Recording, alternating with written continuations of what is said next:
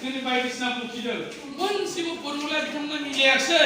एक नाम्बार बिथांमोना होनदोंमोन जे सरकारखौ जोंनाव मोनफिनगोन सेस मोनाखिसै रायजोपाल सासन जाबाय मोनसेया बुंलायबाय जोंना माने बीसीबीजोंनो एलायन्स दं बीजेपी होनलायबाय जों रावजोंबो गेलेया आमी कारोबार नेखेलिम हारसिङै गेलेजालायबाय बहायबो जेनबाय बिसोरो आरो दाखालि रायजोफोरखौ बोरैहाय लाबोबावनांगौ जेबो गैला नांगाल प्लेटखौनो बानायदोलै बे घरे माने गायनानै होनोसै गायबाय इसोर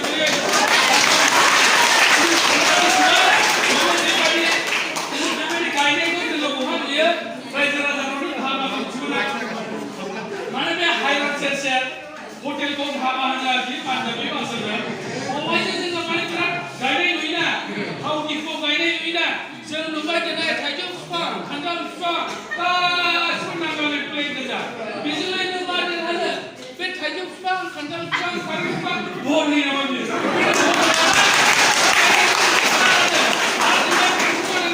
सोरनाबा फुङाव थांनो मानानै हराव थांनो मानानै न'आवहाय सोरबा बेरायाव गायनानै होबालाय मा जानो आंनि गोसोआव गायनो हायाखैना आंनि गोसोआव नोंसोर गायनो हायाखै बै नांगाल प्लेटखौ जों मालाबानो गाहरखाबाय जोंना ट्रेक्टरखौ बारायनानै लादों आधुनिक जुगनि आधुनिक जन्त्र दिनै ट्रेक्टरजों हालेवनायखायसो माइ गायनायाबो आसार मास सावन मासावनो जोबो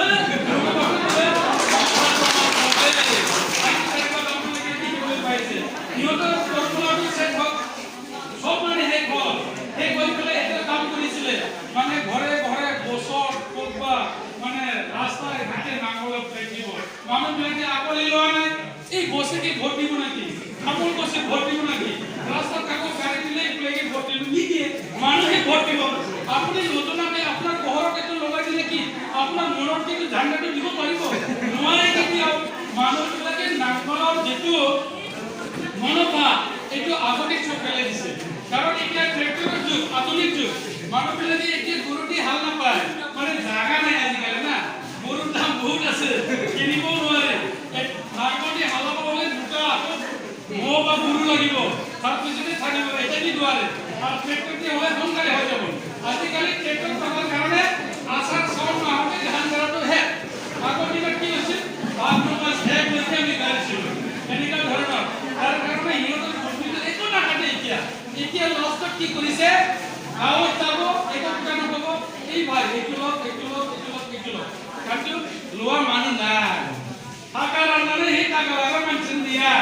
मोनसे सगल थाङो टाकाखौनो जासिबो लाला मानो लाला बिथांमोननि बे दुर्नीति खालामनायनि थाखाखौ जों नांला नङा नोंसोर खालामबाय नोंसोर जानानै थादो जोबखाबायबो आरो जुदि थिगखौ सोरबाया खामायनानै लानो हायाखैबा गाबोननो भिखारि जानांगोन जोंथ' जेबो जाया प्रमोसन मोनाखैबाबो जोङो ओंखाम बोथिसे जोङो ना बाथोनजोंनो जानानै थांनानै थागोन बिथांमोना सिगारेट बाथारनानै गिदिर बिल्डिंआव थांनानै आबालाय मा जानो गाबोन इनकाम गैयाबानो जानो नङा होमबा दा बेबायदि जागोन बेनिखायनो रायजो राजाफ्राबो जोङो खुनु दिनाव गुबुंले जानो नाङा आंथ' बुंनोसो नागिरदों बिथांमोननि बिथिङावबो थांनो नाङा थांबा माने बिसो सोनानै जेबो नङै बाथ्राखौ बिथांमोना बुंनानैसो होयो दा बेनिखायनो जोङो खौसे जानांगौ भटआ माला जागोन जों थिगल' गोसोआव लादो फैबानो जोङो सोंनांगौ जोंनाथ' जमदर समस्थिया बुंनांला दिनै जोङो देरहानानै दंखायो थांनाय बाराव जोंखौ फेजेननो हायाखै एबारथ' बिभिन्न जाति गोष्ठि बिदा फंबायफ्रा गोरों गोराफ्रा जोंजों थाफानानै थांनाय बारनिफ्राय 3 डाबल भट मोनगोन जोंनि आइटिसिनि मानसिफ्रा खामानि मावगासिनो दङ 45,000 আমার জমদরত 45,000 ভোটার আছে তার ভিতৰত খুব বেশি 32,000 এক ভোট কাস্টিং হ'ব ভোটাৰ প্ৰদান হয় বিনি গেজেৰাও দেৰিনি তাৰিখত আজিৰ তাৰিখত আমি যদি আমাৰ জমদৰ সমষ্টিত 32,000 যদি এক ভোট হয় 20,000 বেশি ভোট আমি পাই আছো 20,000 বেশি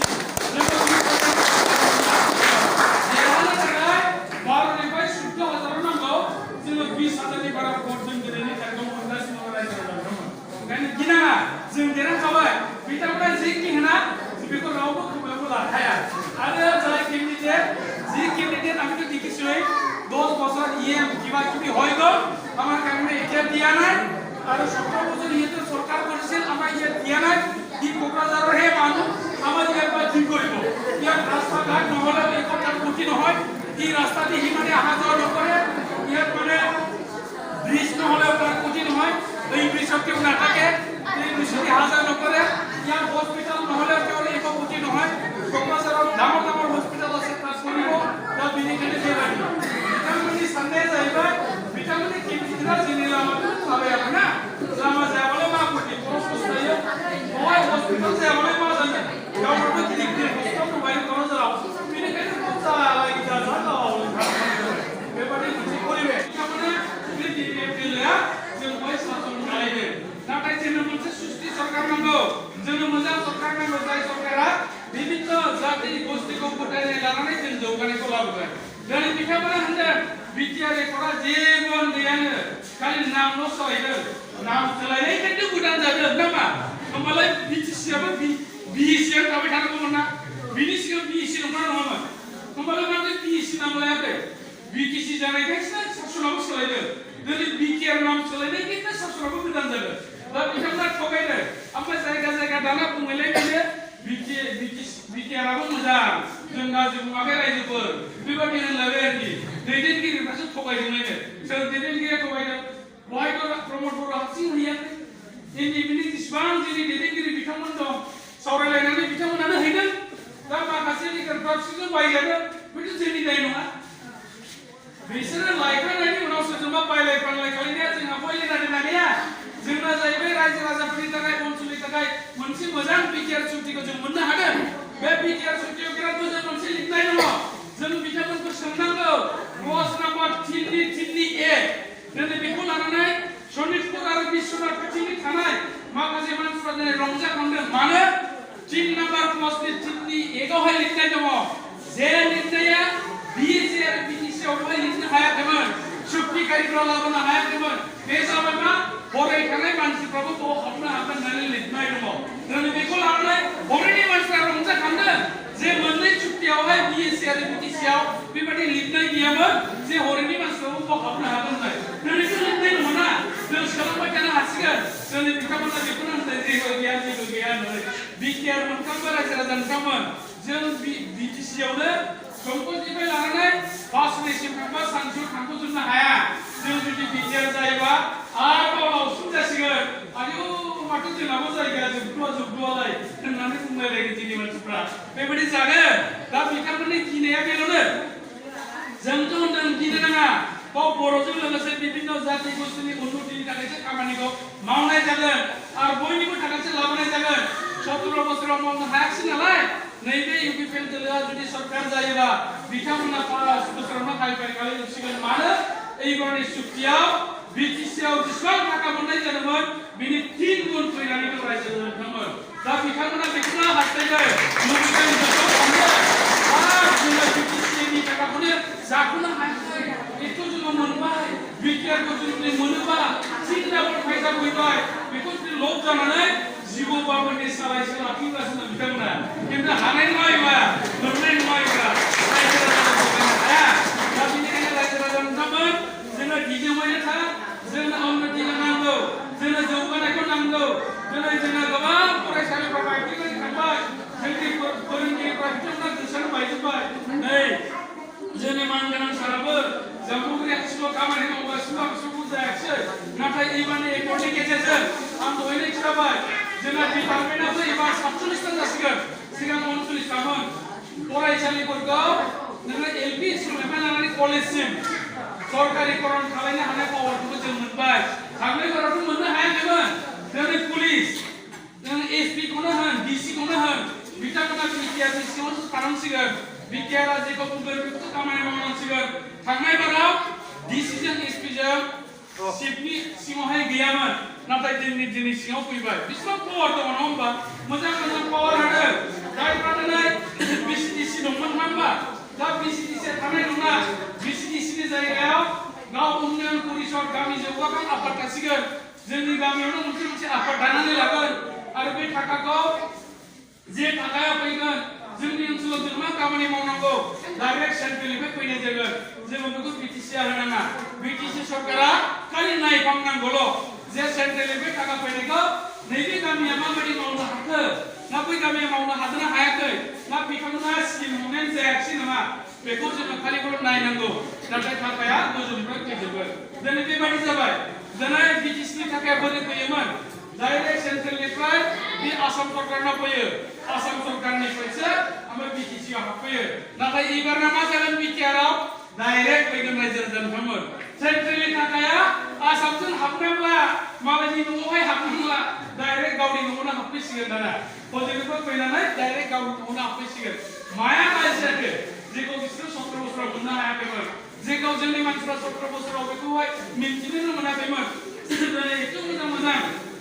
स्किमफोर आसनिफोर फैबाय बबेयाबो गाज्रि नङा होनबा गासिबो मोजां जादों आरो बिनि अनगायैबो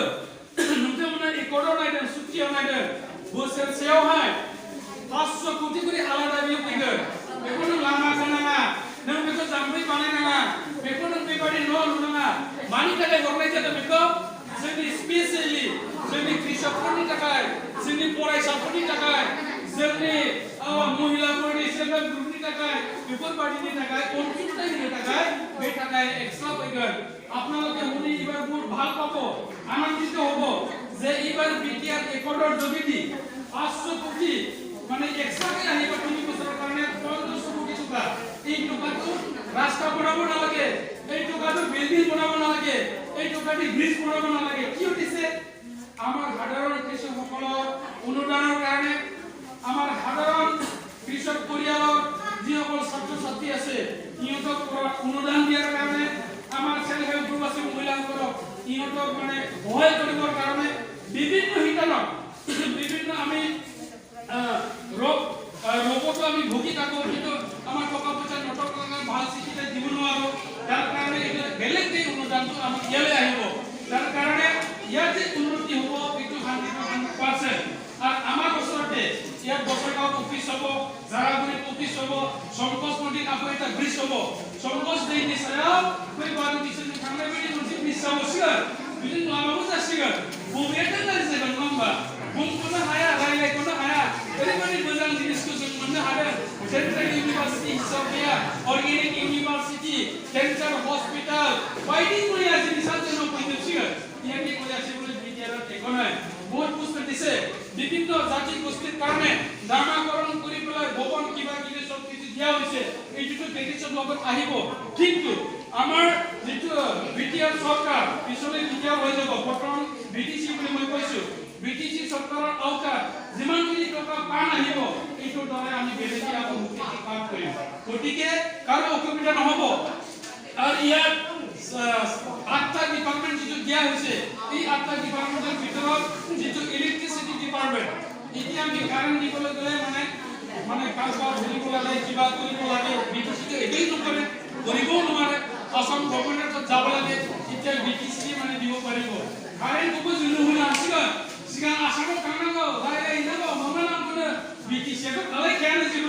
বিনান লাবনা হায়া তা পাওয়ার গজল হরমাই যাবে বেশি বলে নাম্বা আর দুইলাই গই কতবা যদি ভাল একটা নদী আছে যত ইরিগেশন বনোৱা যায় সুইচ গেট বনোৱা যায় ইটো বনাব পাৰিব একটো দ্বাৰা ইটো আছে স্মল স্কেল ইন্ডাস্ট্রি ক্ষুদ্র ক্ষুদ্র উদ্যোগ গুলি গুলি তোলা আমি ইয়া কাম কৰিবৰ কাৰণে আমাৰ যুৱক যুৱতীসকল এংগেজ কৰিব আমি পাৰিম এতিয়া গুজৰাটত আছে বলে দিল্লীত আছে বলে হাৰিয়ানাত আছে বলে পঞ্জাবত আছে বলে কেৰালাত আছে বলে এনেকাকে কয় না মানুহবিলাকে আৰু হয় আমি লকডাউনৰ হিসাব কৰিবলৈ পাইছো আমি ভাবিছিলো আমাৰ আসামৰ পৰা ইমান মানে যোৱা নাই নেকি হিমন্ত বিশ্ব শৰ্মা ডাঙৰীয়াও কৈছিল প্ৰথমবাৰ যেতিয়া কথাটো কৈছিলে আসামৰ পৰা কিমান যাব 2 লাখ মান আয়ৰ মান যাব পাৰে যেতিয়া চৰকাৰীভাৱে এটা নাম্বাৰটো দিয়া হয় মিসকলটো দুদিনতে 3 দিনতে কিমান হৈ গ'ল 25 লাখ বেছি মানুহ বাহিৰত আছে বিৰাট মানুহ যিনি মানুহ সান্দুবা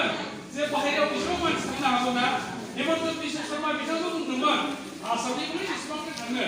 2 লাখ জাগান দিয়ে 4 লাখ জাগান হাবো দিয়ে নাটাই বিষ্ণু হবাই যাই যাই বাহিৰত খাইতে বিধানসভা মিসকল খালি নামো সরকারের মধ্যে নাম্বার এনে দিবা সরকার কোনসিনি কেজেরাবে 25 লাখ মানুষ বাহিরে রয়ে বিভিন্ন জাতি গোষ্ঠী আমরা নাইলে বিশ্ব মানুষরা দা বিনি কাইনে নিবি ইকোনমি কেজে যাই গায়না বসাইগা রামতিফিল বহাবা যেটা সাকসা ইন্ডাস্ট্রি কুইনা মনে টাকায় বহাই লিখনানি হবাই যে কামাই কো মানুষরা বাহিরে থাকে বাহিরে বে কামাই কো বড় বড় মানুষরা আর যে তারে নুয়া থাকে জম্মু মারে খানা বাবা बेबायदि रेलवे लामा बानायग्रायानो जोंनि क'क्राझाराव जासिगोन हयथ' बे क'क्राझारनि गेजेरावबो जासिगोन गोबां मानसि खामानि मावनो मोनगोन जेखौ जों नुफेराखै दिनै मोनबोनो हाबाय जोङो এই কোটি ডাইরেকশন ফিরে নমাম্বা বিটিআর জানা কিছু ফিরে নমাম্বা ব্যাপারে জানি বিপুনা জীবন জ্ঞান জানি মাপ করে আমার কাছে কোটি কোটি দিকে ইউনিভার্সিটি করে তুলিব আমি পাঞ্জাব যাব না লাগিব হারিয়ানা যাব না লাগিব ইয়াতে আমি কাম করব আর আটাকে উত্তর পূর্বাঞ্চল কোন জায়গাতে হওয়া নাই এই যে আমার কক্সবাজার ডিস্ট্রিক্টের ভিতর রেলওয়ে টাওয়ার ফ্যাক্টরি হয়ে যাব বহুত মানুহে কাম কৰিব পাব কিন্তু কেতিয়াবা আমি ভাবিছিলো নেকি আমি ভাবা নাছিলো কিন্তু এই বড় শক্তি শান্তি চুক্তি রেকর্ড দ্বাৰাই আমি এটা পাবলৈ সক্ষম হৈছো আৰু এই ৰেকৰ্ডত খালি বড়ই পাব লাগে যেনেকা নহয় ইয়াত কথাটো কোৱা হৈছে ইয়াত গৌৰৱ কৰা বিভিন্ন জাতি গোষ্ঠীয়ে যেনেকা ধৰণৰ নিজে নিজে মানে সুবিধাটো পাব লাগে ভাৰতৰ সংবিধান এটাই ইয়াত আসামৰ কাৰণে কোনোবা ৱেষ্ট বেংগলৰ কাৰণে কোনোবা এই যে বিটিচিৰ কাৰণে বেলেগ নহয় বিটিচিটো অসমৰ এটা অংগহে গতিকে সংবিধানটো এটাই আছে আমি সবতে সম অধিকাৰ সম উন্নয়নটো পাই যাব গতিকে চিন্তা কৰিব লগা একো কথা নাই बेनिखायनो दिनैनि तारिखाव जायगा जायगा जों खोनानो मोनदों माखासेया जायफ्रा जोंनि बायजानानै हाग्रामा महिलारिजों थांदों इन्डिपेन्डेन्ट माखासे दैदेनगिरि बिथांमोना होनदों जे जोंजोंनो गासिबो फैजोब्बाय बिसोरजों रावबो गैया होमबालाय गबिन्द मोनालाय सोरथो फेरेंगा मोनालाय सोरथो आरो दाखालिसो होनबाय रन्जन दैमारि ग्रुपनि सासे केडारा बिथाङा होनबाय मा आङो रन्जन दैमारिनि ग्रुपनि सासे मानसि नाथाय जोंनि मानसिफ्रा माखासे बुंदों जे रन्जन ग्रुपना गासिबो बिजेपि थांदों बेथ' नङा जोंथ' इउपिपिजों दङ बेबायदि जालायदों जायफोर लुबैया बिथांमोनासो थांदों आरो बिथांमोना बुंनो थाङोबा लाजिनांगौसो दिनै जे एकर्डखौ बिथांमोना गावसोरनि आखाइजोंनो खालामबाय बेखौ रायजोनो मावनानैसो देखायनांगौमोन दिनै देखायनो नागारै गावसोरसो खारदों मानिबा लबावहाय मानिबा लबाव खारदों नाथाय बिथांमोना भुगिनांगोन कारन बे एकर्डआव लिरनाय दङ जायफ्रा हाथियार जनानै सोमावसारदों बिथांमोननो थांनानै थानायनि राहा खालामनायनि बाथ्रा दङ आरो बिथांमोना बेनिखायनो बिदि जानला मोनला होननानै रायजो राजाफोरखौ थगायनांगौनि दा सम नङा कारन जों भुगिबाय जोङो जुगे जुगे भुगिबाय 17 बोसोरावथ' नैबे सरकाराव भुगिदों बिनि सिगांबो जों भुगिदों बिभिन्न जाति गोष्ठिया खुब आन्दोलन जानायखाय जों दिनै होनदों जोङो बेखिनिखौनो लानानै जों खामानि मावगोन आरो उन्नति जानांगौ दिनै सेन्ट्रेल गभर्नमेन्टआबो होनदों जेखिनिखौ लानानै जों एकर्ड खालामबाय चुक्ति खालामबाय बेखौ जाफुङाबा जोंखौ दाय हम कारन गणतन्त्र माने सेन्ट्रेल गभर्नमेन्टआ लुबैयाखै बे ओनसोलावहाय आन्दोलन जाफिनथों होननानै बेनिखायनो बेवहाय दाबो उन्नति खालामनो बिथांमोना नागिरदों मानि थाखाय आन्दोलन जायो बिथांमोना नुदों जे मानसिया माबा मोनसे अभाब जाबासो आन्दोलन खालायो सोरबा मानसिया खुदियाफ्रा माबा दाउ आहार उखैबासो जानो उखैबा जुदि गाबो माबा मोनसे नांगौ दा जोंनि गाबनाय उखैनायखौ सेन्ट्रेल गभर्नमेन्टआ मोजाङैनो मिथिगौ जे बे ओनसोलाव बे जातिफोरनि थाखाय मा नांगौ नालाय दा बेखौ बिथांमोना सुफुंनो थाखाय थियारि जाबाय बे मानो गाज्रि जादों नङा होमबा जोङो बेसेबां खस्थ' मोनदों बिदिबाथ' होनोमोन जोंनि आन्दोलन जादोंलै जोंहा थांनांगौ होमबा हनै बे लामायाव थांनानै बुंनो थांनो मोना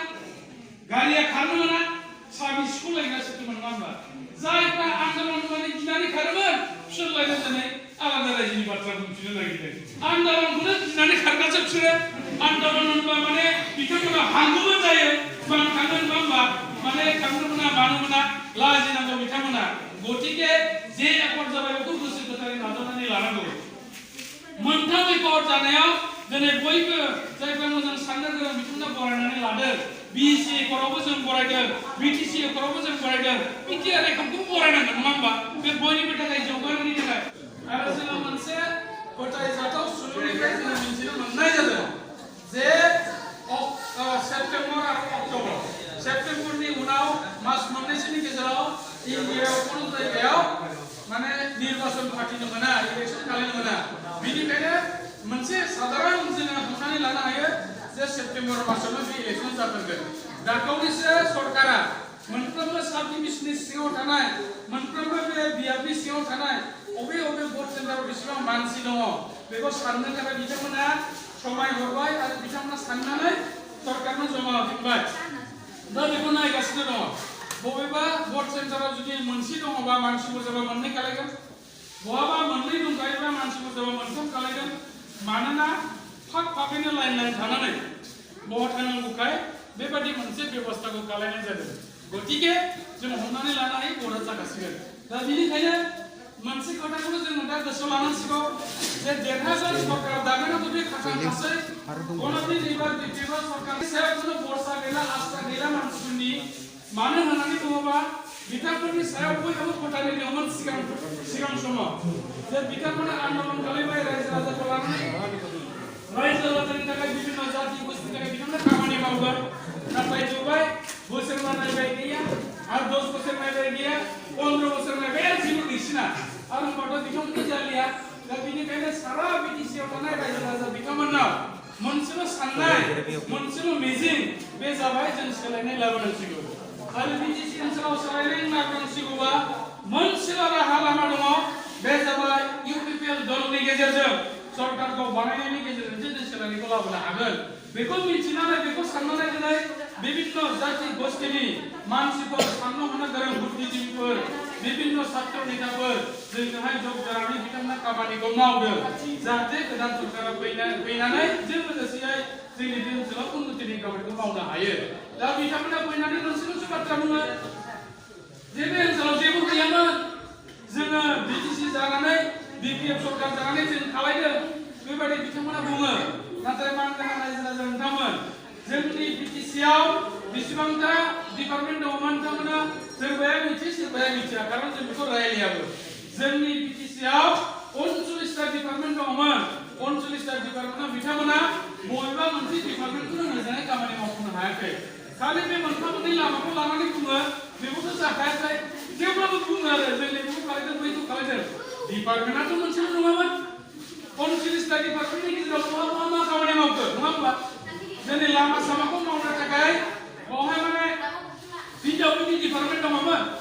बिथांमोननि खामानि मावनायखौथ' जों नुवाखै आरो जोंनि गेजेरावहाय दिनैहाय एजुकेसनजों लाफानानै पाब्लिक हेल्थ दङ हेल्थआ जाबाय साइन्सथ' बाव हस्पिटाल बायदिसिना सावथिंना थानो हागौ बावहाय नार्स फैदोंना फैयाखै मुलिया सफैदोंना सफैयाखै मास मोनसेनि गेजेराव खनसे खननै डक्टराबो नायफैना नायफैया बेफोरबायदिखौ बिथांमोना दिथा होनांगौमोन न'फ्राव मा रोखोम सोलिदों नायनांगौमोन हायाखै आरो पाब्लिक हेल्थआ खालायनांगौमोन मा जोंनि ओनसोलाव दैनिहाय माने मोनलोंनायनि थाखाय उसुबिदा जादों नामा दैखौ सेंसन होनांगौ बिथांमोना मोनसे पाब्लिक हेल्थ सेन्टार खालामनानै होनांगौ पाइपजों लांनाय माबा मोनसे दै बेबस्था बेबो जोंनि डिपार्टमेन्टमोन नाथाय बिथांमोना जेबो खामानिखौ मावनो हायाखै फुड एन्ड सिभिल साप्लाइ खाद्य आरो जगान जे मोनसे माबा दङ बे आदारनि बेबो बिटिसिनि मोनसे डिपार्टमेन्टमोन जों दिनै नुदों गोबां मानसिफोरनि आखायाव दिनै बिपिएल कार्ड गैया रेशन कार्ड गैया आरो सोरनाबा दंबाबो मानसियानो सोरनाबा दानजानानै दङ आरो बेबो थिग मथन फैयाखै बिथांमोना चेक खालामना नायाखै दा बे मोनसे डिपार्टमेन्ट थाखासेयावबो दिनै बिथांमोना खामानिखौ मावनानै होनो हायाखै दिनै सोसननानैबो होनो हायाखै सोसननांगौनि थाखायबो बिथांमोना खामानि मावाखै आरो बिराद जायगायाव दुर्नीति जादों बिथांमोना चेक खालामनानै नायाखै जोंनि बाथ्राया जाहैबाय मा मोनसे सरकार दङ मोनसे डिपार्टमेन्ट दङ बिथांमोना नायफामनांगौ बबेहाय मा केलेंकारि जादों बिथांमोना थिग खालामनानै होनांगौ बिथांमोना खालायनो हायाखै दिनै एग्रिकालचार डिपार्टमेन्ट दङ जोङो आबादारि मानसिफोर जोंबो माइ गायनो थाखाय दै सुबिदा मोनदोंना मोनाखै आरो बोसोरनि बाथ्रा नङा 17 बोसोरावथ' खालायनानै होनो हानांसिगौना एटलिस्ट मानो हायाखै बे जेतुके डिपार्टमेन्टआनो दङमोन ना मानो हायाखै बिथांमोनालाय वाटार रिसार्च डिपार्टमेन्ट दङ दिनै दै खुरखादों बांलादेशआव मा जादों बेखौ नोङो होबथानायनि बान्दो थेनायनि माथावरि होनायनि बर्डार फिक्सिं होनायनि बिथांमोना बेबस्था लानो हायो मानो डिपार्टमेन्टआनो दङ ना बेबादि 39टा डिपार्टमेन्ट दङ 39टा डिपार्टमेन्टनि गेजेराव आंथ' सानो जायफ्रा दिनै गाज्रि मोननो नाङा जायफ्रा दिनै मेम्बार चेयारमेन बायदिसिना दं आं बिथांखौ गाज्रि मोनाखै नाथाय बुंनो नागिरदों बिथांमोनखौबो हयथ' बै 39टा डिपार्टमेन्टखौ बै गोजौनि मानसिफ्रा मिन्थिहोआ खोमा जायनि थाखाय मोनसेल' बिथांमोना मिन्थियो जे लामा जाबा लामाखौ थाखाखौ थगायनानै जानांगौ जब कार्डनि थाखाखौ थगायनानै जानांगौ न'नि थाखाखौ